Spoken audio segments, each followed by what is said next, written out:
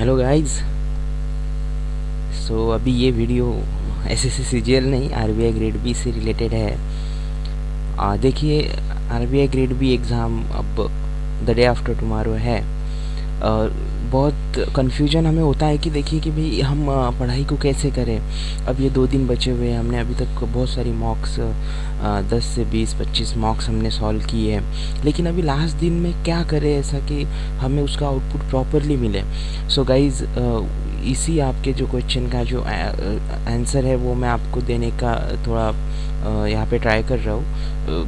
देखिए, ये मेरा पर्सनल व्यूज़ है, मेरे पर्सनल कमेंट्स है कि जैसे हम अगर हम ऐसा सोचे कि आरबीआई ग्रेड बी में देखिए कौन सा सेक्शन ऐसा है जो जिसको ज़्यादा मार्क अलॉट हुए थे। ऑब्वियसली यार मेन फोकस हमारा रहना चाहिए जनरल अवेयरनेस पे, क्योंकि जनरल अवेयरनेस 80 मार्क्स का सेक्शन है और हमें फ़ेज़ 1 एग्ज़ाम को क्रैक करना है। हमें फ़ेज़ 1 एग्ज़ाम में कितने भी मार्क्स मिले तब भी वो हमारे लिए बात क्रैक करने के बाद उसका स्कोर हमें हमारे लिए काउंट नहीं होने वाला मेरिट्स के लिए, हमें सिर्फ क्रैक करना है। सो आरबीआई ग्रेड बी का लास्ट ईयर का जो एग्ज़ाम था, मैं आपको आइडिया क्लियर कर देता हूँ। एग्ज़ाम आप जाएंगे तो आप देखिए, ये वीडियो देखने के बाद आप डेफिनेटली कुछ आपके माइंड में टारगेट्स बने रहेंगे और आपकी जो टेंशन है वो थोड़ी कम हुई रहेंगी। देखिए, लास्ट टाइम का एग्ज़ाम था उसमें सीट्स भी कम थी और अगर वैकेंसीज कम होने के बाद भी लास्ट टाइम का जो एग्ज़ाम था उसमें जो कट ऑफ गया था शायद से आसपास 90 के आसपास था शायद से।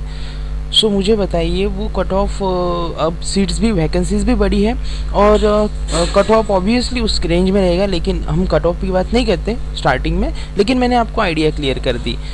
तो देखिए, कट ऑफ ऐसे मैंने कट ऑफ बताने का उसके पीछे एक रीज़न था कि देखिए 80 मार्क्स का जनरल अवेयरनेस का सेक्शन है, हम 80 आउट ऑफ 80 तो उसमें नहीं ले पाते, लेकिन डेफिनेटली हम उसमें 50 मार्क्स ले पाएंगे।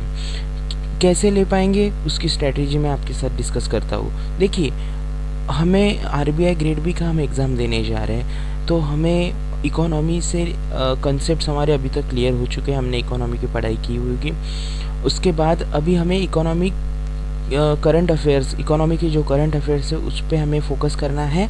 और मेन चीज़ देखिए, हमारे जो बैंकिंग एग्ज़ाम होते हैं ना, इसमें बहुत ट्रेवल यानी बहुत ऐसी चीज़ें पूछी जाती है जो नॉर्मली बहुत सारे एग्ज़ाम्स में नहीं पूछते।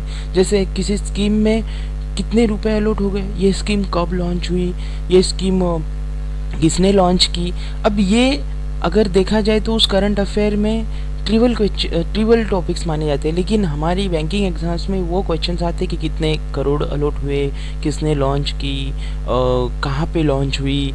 तो ये देखिए, करंट अफेयर्स पढ़ते समय हमें ये चीज़ों का ध्यान रखना है, क्योंकि क्वेश्चंस देखिए आपको पूरा करंट अफेयर दिया रहेगा, वहाँ पे एक ब्लैंक छोड़ा रहेगा, उसमें पूछा जाएगा कितने करोड़ अलॉट हुए थे बताइए। नीचे इतने नंबर्स रहते हैं, क्लोज हम अप्रॉक्सीमेशन भी नहीं लगा सकते, हमें अगर एक्यूरेट पता है तभी हम क्लिक कर सकते हैं। आप मेरा जो कहने का मतलब है वो समझ गए होंगे।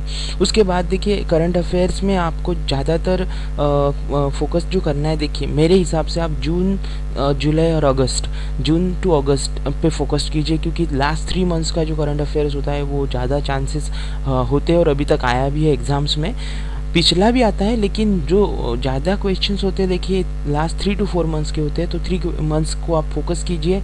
और कभी ना कभी हमें रिस्क तो लेनी पड़ती है। देखिए, रिस्क नहीं लेंगे तो आप कैसे टारगेट अचीव करेंगे आपका। देखिए, जून जुलाई अगस्त आप प्रॉपरली कर लीजिए और ऐसा सोचिए, बात जो पिछले करंट अफेयर्स आपने पढ़े हैं अगर आपको क्वेश्चन दिख जाए तो आप इजीली टिक कर सकेंगे।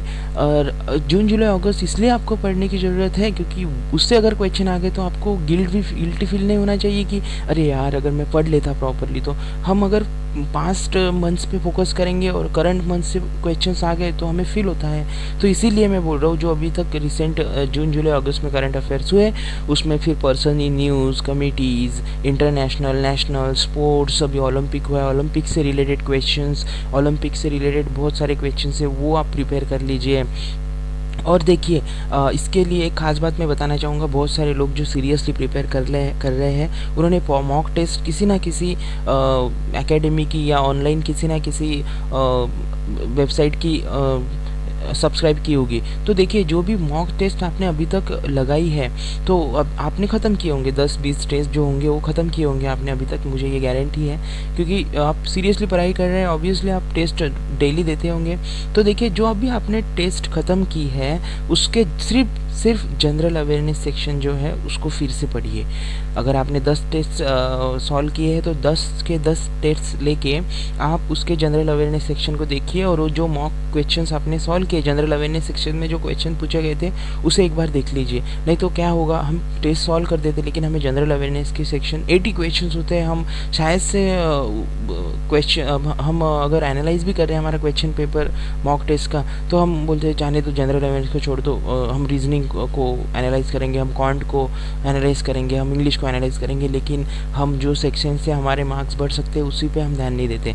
तो जनरल अवेयरनेस के जो भी सेक्शन होंगे, जो भी मॉक टेस्ट में आपके सेक्शंस होंगे, यानी देखिए जनरल अवेयरनेस के 80 क्वेश्चंस हैं और आपने मॉक टेस्ट एग्जाम्पल मैं दे रहा हूँ 10 सॉल्व किए, तो 10 इंटू 80 800 क्वेश्चंस का आपका एक रिवीजन हो जाएगा, क्योंकि आपने ऑलरेडी सॉल्व किया है। और पेपर सॉल्व करने के बाद हम एनालाइज भी करते हैं पेपर को, तब भी हम पढ़ते हैं, और अभी आप फिर से पढ़ेंगे तो थर्ड टाइम आपका रिवीजन हो जाएगा। और अगर उसमें से क्वेश्चंस आपको अगर कुछ मिले तो देखिए सोने पे सुहागा। ठीक है, सो ये मेरा एक पर्सनल आपको सजेशन है, इस पर इम्प्लीमेंट करेंगे तो डेफिनेटली बेनिफिट मिलेगा। नेक्स्ट सेक्शन पे आते हैं हम, कौन सा, रीजनिंग। ये भी एक जो है स्कोर बूस्टिंग सेक्शन है, इसमें भी हमें ध्यान रखना है 60 मार्क्स अलॉट किए गए हैं। जनरल अवेयरनेस और रीजनिंग मिला के 140 मार्क्स बनते हैं आरबीआई ग्रेड बी में, और बहुत बढ़िया तरीके से हम प्रॉपरली स्ट्रैटेजी बना के हम इस एग्ज़ाम को क्रैक कर सकते हैं। देखिए 60 मार्क्स, और मैं टारगेट अटेम्प्ट आपको दिया है यहाँ पे, टारगेट अटेम्प्ट रखिए 45 टू 50 रखिए, टारगेट अटेम्प्ट 50 आप रखेंगे तो आपको रीजनिंग में बढ़िया 40 से 45 तक आप स्कोर करेंगे, और अच्छा स्कोर होता है। क्योंकि देखिए यार 10 मार्क के लिए वो पजल्स भी पूछ सकते हैं, हमारे पास टाइम नहीं होता।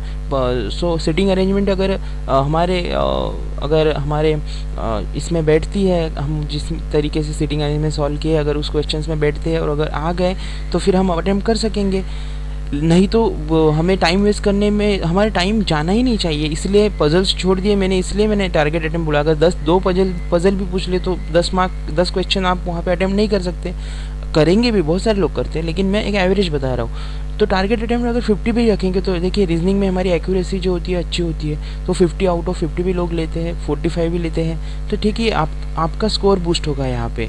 और देखिए मैंने नोट भी लिखा है, try to avoid time consuming questions. देखिए एसबीआई क्लर्क जो मेन था उसमें हुआ क्या था, उसमें हुआ था कि टाइम अलॉटमेंट, आपको पता लगा कि आईबीपीएस एसबीआई एग्ज़ाम्स में टाइम अलॉटमेंट आ रहा है, आरबीआई ने तो किया नहीं अभी तक, तो उन्होंने 45 मिनट्स अलॉट किए हैं एसबीआई ने रीजनिंग सेक्शन के लिए।